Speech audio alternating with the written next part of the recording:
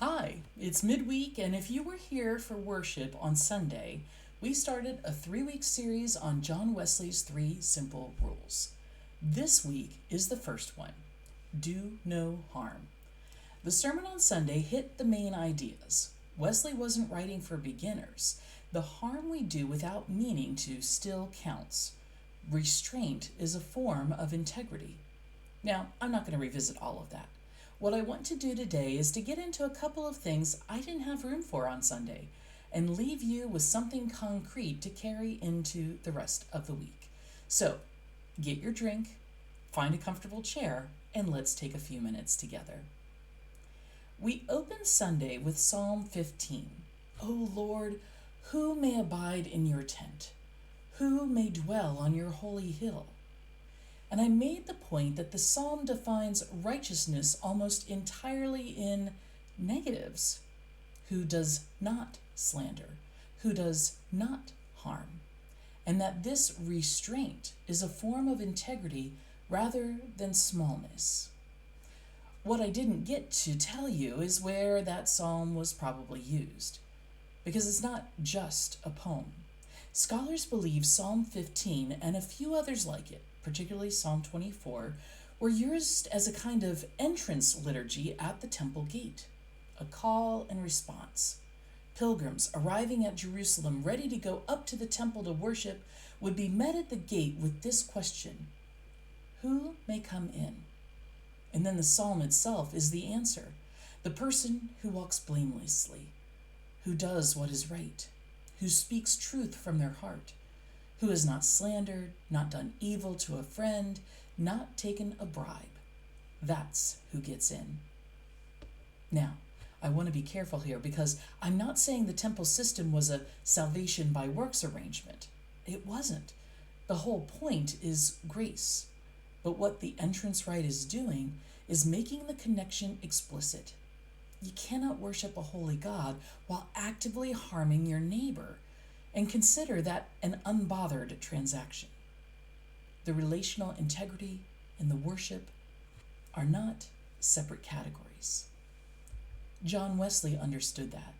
He was an Anglican priest deeply steeped in the liturgical tradition, and he took worship seriously. The general rules weren't in competition with the means of grace. They were part of the same whole.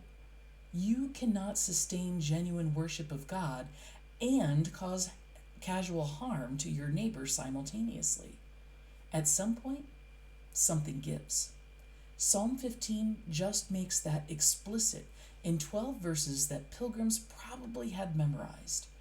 The damage you do to other people is relevant to what happens when you walk through the gate on Sunday morning.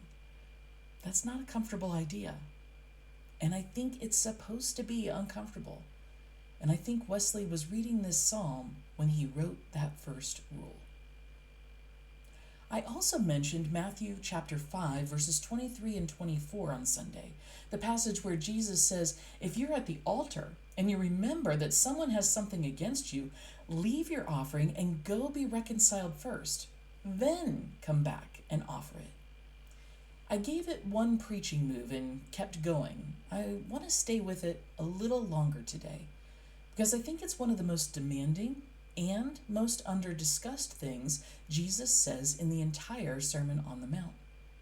First, notice that Jesus says your brother or sister has something against you, not you have something against them. The offense runs the other direction. You are the one who did the harm. And you may not have realized it, or you may have told yourself it wasn't that serious, or you may have genuinely thought you were justified. And Jesus is saying, it doesn't matter how you framed it on your end. Someone is carrying something you put on them. That is a prior claim. The word translated reconciled is dialasso, and it means to exchange, to bring into agreement, to move from mutual alienation to mutual goodwill. It's a two-party word. You can't be reconciled by yourself in your own head just by deciding the thing is resolved. Reconciliation requires the other person. which means Jesus is asking for something that is entirely outside your control because you can't make someone receive your apology. You can't guarantee the conversation goes well, and you can't compel the relationship to be repaired. What you can do is go. You can leave the offering, you can make the attempt, and that act, the attempt itself, the willingness to interrupt the sacred thing and try, is what Jesus is asking for. Not resolution, but the going. I think about this in terms of the people in the room on a Sunday morning. Some of us are sitting in the pew with something we've put on someone else that we haven't addressed. Something said, something not said, something decided without thinking about the cost. And we've gotten very comfortable with the idea that what happens in worship is a separate compartment from that. Jesus' point is that there is no separate compartment. The offering waits, and the relationship has a prior claim. That's hard, and it's supposed to be hard.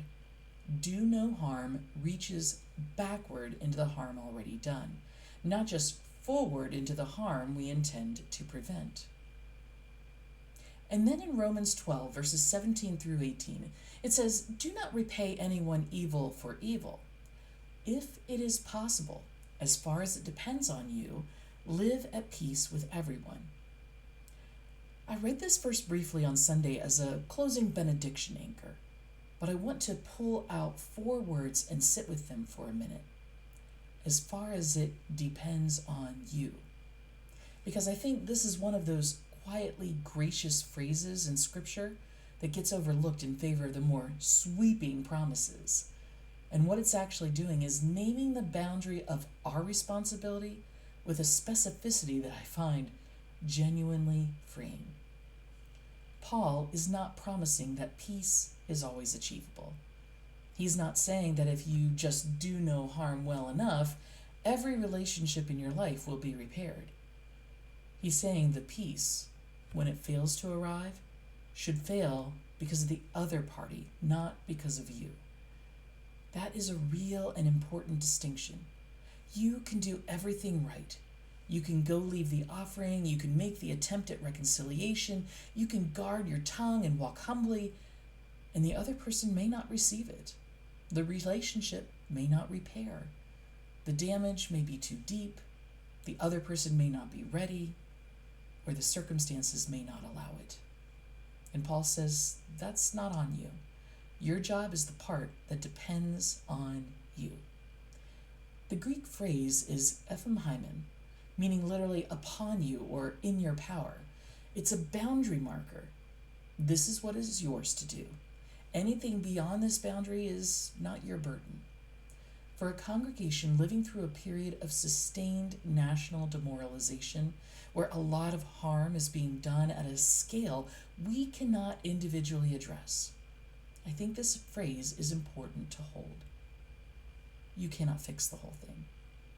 You can be faithful within the part that depends on you, and that faithfulness matters, even when the results are not visible and the scale is not satisfying. Do no harm is not a promise that harm will stop.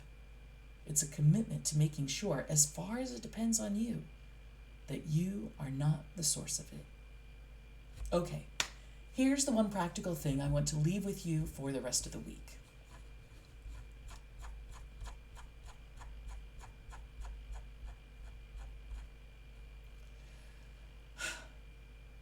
It's Wednesday, which means you're roughly at the midpoint between last Sunday and next Sunday.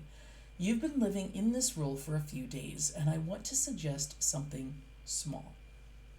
At some point today, whenever you have 5 quiet minutes, which might be in the car, or at lunch, or tonight before you go to sleep, ask yourself 3 questions. Not out loud if you don't want to, just honestly. The first, is there something I've said or done since Sunday that cost someone something and I haven't looked at it directly? Second, is there someone who has something against me that I've been avoiding thinking about? And third, what's one thing I can do in the next 48 hours that fits in as far as it depends on me. You don't have to resolve anything today. The Wednesday pause is not a to-do list. It's just the act of looking, which is what Wesley's first rule is asking for. Pay attention to the damage you do. That's the whole rule. I'll see you Sunday, and we'll be in week 2, Do Good, which is where the forward movement starts.